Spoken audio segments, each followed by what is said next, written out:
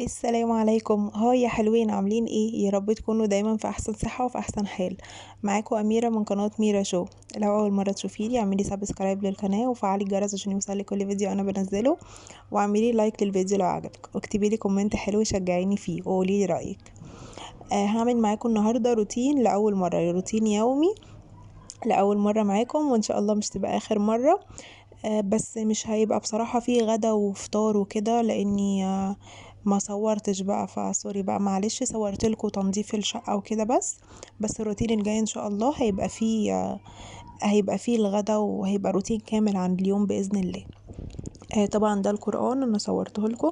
لازم اول ما نقوم الصبح كده نشغل قرآن في البيت عشان ربنا كده يبارك في البيت كده ويبقى صباحنا حلو، ويبقى صباح حلو علينا وعليكم يا رب، اللهم امين. ده كده بصوا، ده شكل المطبخ، بصوا عامل ازاي شكله، بصراحة ما يسرش خالص. بصوا المطبخ، والله انا بعمله على طول وبنضف وايدي في الحاجة على طول اقسم بالله. بس طبعا كلنا عارفين، كلنا ستات بيوت وعارفين الكلام ده، المطبخ بالذات مهما تعملي فيه ما بينضفش، اللي هو ايه ده، ما فيش تغسلي وتعملي على طول 24 ساعة وبرضك ما فيش على طول، عشان مواعين والغدا وكده، فعلى طول بيبقى مش نظيف. بصوا دي هنا أوضة الأطفال، احنا هنغير الملايات مع بعض. هغير طبعا الملايات وهشيل السجاد وهكنس وامسح وهنفض. بس مش هتبقى ترويقة عميق، اللي هو الترويق العميق ده بالنسبة لي اللي هو ايه، دي ترويقة بعملها كل شهر.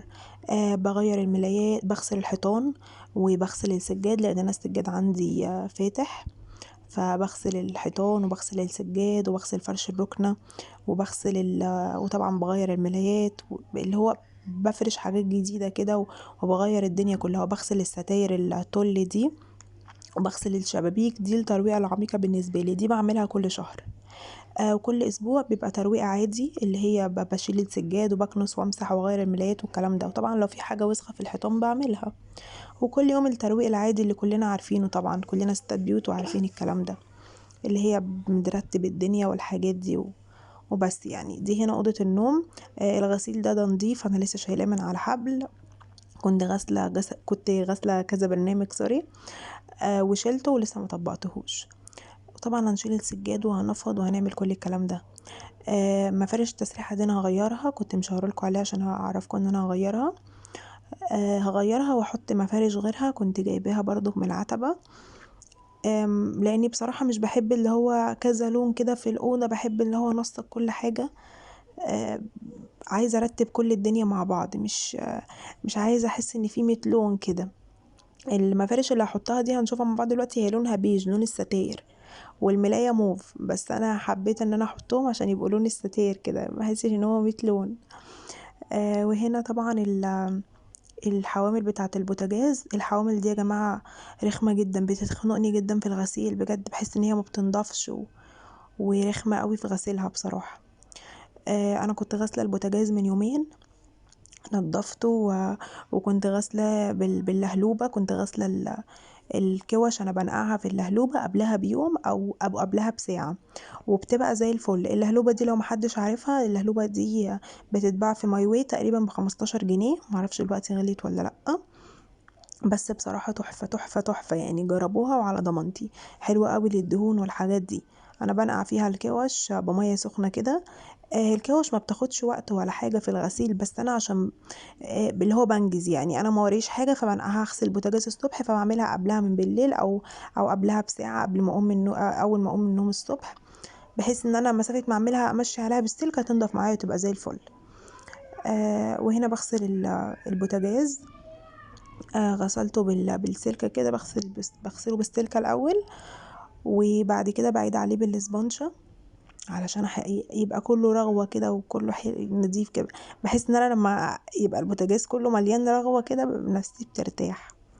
لكن لما بغسل الحاجة كده وما بتكونش فيها رغوة او كده، بحس ان هي ما اتغسلتش، ما اعرفش ليه.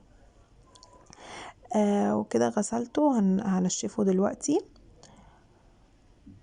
بنشفه بقى بحتة مبلولة، وبعد كده بنشفه بقى بمناديل او حتة ناشفة او كده. انا دي كانت حتة بلاستر، ما كانش عندي حتة قطن، كانت الحتة القطن عندي مبلولة، فعملته بحتة بلاستر وبعد كده عملته بمناديل تاني، بس ما صورتش بقى حتة المناديل. بس كده وكده خلصناه مع بعض. هحط الكوشه دي والاقراص بتاعت بقول عليها قراص بصراحه، ما اعرفش اسمها ايه فبقول عليها قراص الكوش بقول عليها كده. وكده خلصناه. هنا بقى بغسل، كان عندي مواعين كتيره قوي بصراحه. عاده انا بخلص المطبخ عندي قبل ما انام وكده،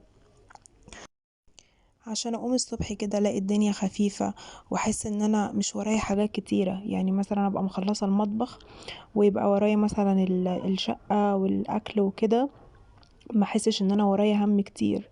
المطبخ لما بيكون علينا طبعا كلنا عارفين ان هو بصراحة بيبقى هم، بالذات لما بيكون مش نظيف بتحس ان هو هم على القلب كده. لكن لما بيبقى البوتاجاز ده بيبقى سوري المطبخ نظيف، بتبقى مثلا الشقة بس عليكي بتحس ان هي خفيفة كده هتخلص بسرعة. لكن المطبخ بصراحة اللي بيبقى ايه يعني ما اقولكوش. بس كده وكده خلصنا المطبخ مع بعض. كده المطبخ خلص خلاص، خلصت المواعين.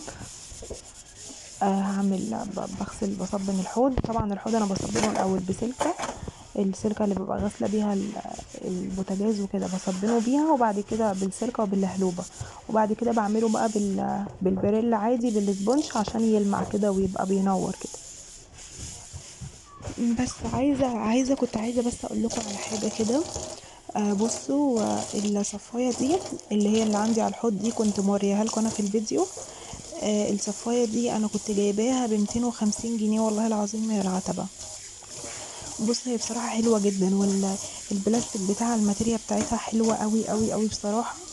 بس هي عيبها ان هي فيها ستانلس، فانتوا خلي بالكوا يعني. ما انصحش حد ان هو يجيب الصفايات بالذات تكون فيها ستانلس، لان الستانلس بيصدي. حتى لو قالك نوع نضيف والكلام ده بيضحك عليكي، عشان هو قالك الكلام ده. هو قالي ما تقلقيش ده نوع نضيف جدا ومش عارفه قالي معدن ولا ايه، والله ما فاكره. ولو حصل حاجه هاتيها لي والكلام ده يعني. وطلعت بصراحه طلعت سكه مش حلوه خالص. هي استحملت معايا يعني شويه، شهر او حاجه او شهرين، ما صدتش. بس بعد كده بدأت بقى تصدي، وكانت بصراحة مش حلوة خالص. بصراحة يعني حرام الفلوس اللي هي دفعت فيها 250 جنيه في صفاية وفي الاخر تصدي مني، فحرام يعني. فانا حبيت اقول لكم على المعلومة دي علشان ما تشتروش حاجة فيها ستانلس خالص. خليكي في البلاستيك كويس. وغير ان الصفاية اصلا بنستعملها في مية على طول، بنصفي فيها الحاجة المواعين والكلام ده، فعشان كده ما ينفعش تكون فيها حاجة ستانلس، لازم تبقى بلاستيك. لان المية عليها على طول هتخليها تصدي وهتبهدلها كده جدا يعني. فما تصدقوش حد يقول لكم دي مش هتصدي والكلام ده، لا اسألي مجرب. بس كده، وقلت اعرفكم يعني المعلومة دي علشان محدش يضحك عليكم. لان انا اتضحك عليا يعني. دي هنا انا خلصت كده الرخامة التانية وصبنتها، والرخامة دي كان عليها تراب بس ما كانش عليها حاجة، فعشان كده لمعتها كده بالفوطة ومسحت التلاجة. وهنا بقى الشكل بعد ما خلصنا. شلت السجاد ونفضت الركنة وكده وبعد كده ونفضت المفرش. وفرشت الرنر ده ورتبت الدنيا كده، بس ما غيرتش يعني فرش ولا حاجة. هو الفرش هو بس فرق ان انا شلت ونفضت يعني وعملت الحاجات دي. قولوا لي رايكم بقى. عايزاكم بقى تقوموا تتشجعوا كده، وبصوا يعني في ثواني كده قومي تشجعي كده واعملي كل اللي وراكي. والله انا عارفه ان كلكم شاطرين وكلنا ستات بيت وشاطرين وكده، بس طبعا الكسل ده بالذات في الشتاء الكسل ده يعني مش عايزه اقول لكم بيضحك علينا على الاخر. تحسي ان انتي قاعده كده وكشه كده في نفسك مش عايزين نقوم نعمل اي حاجه، والبطانيه بقى ف... فعشان كده بقى الكسل بياخدنا قوي في الشتاء. بس فقومي بقى كده اتحمسي وخلصي كل اللي وراكي كده واكتبي لي في الكومنتات لو الفيديو عجبك. عايزاكي يهمني قوي رايك في الكومنتات.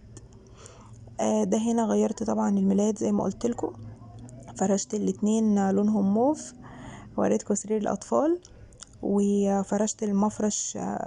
حطيته اللي احنا الجو عندنا مش برد قوي فبنتغطى بالمفرش ده يعني، لسه مش بنتغطى ببطانيه.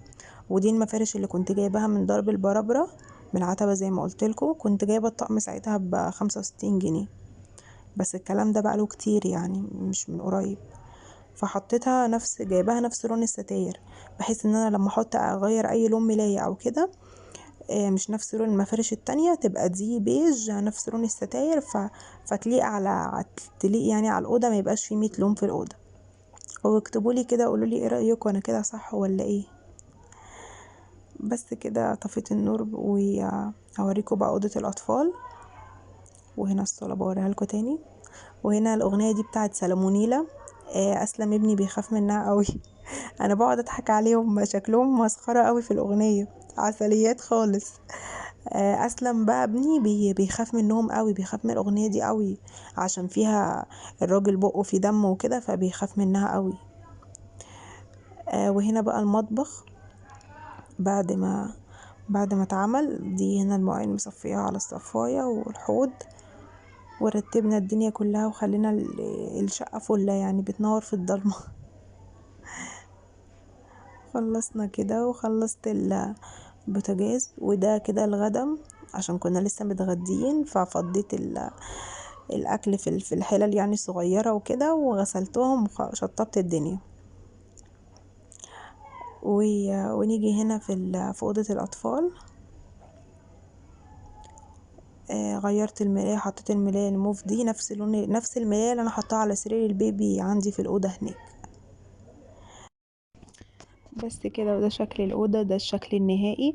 وعلى فكره يا جماعه، ده روتين مسائي مش روتين صباحي، عشان قلت مرة اصور لكم كده ومرة كده عشان ما تزهقوش، يعني مرة اصور لكم روتين صباحي ومرة اصور لكم روتين مسائي عشان ما تزهقوش. وكده خلصنا الفيديو مع بعض، ويا رب الفيديو يعجبكم، واكتبوا لي بقى في الكومنتات قولوا لي انتوا بتعملوا روتين مسائي ولا روتين صباحي.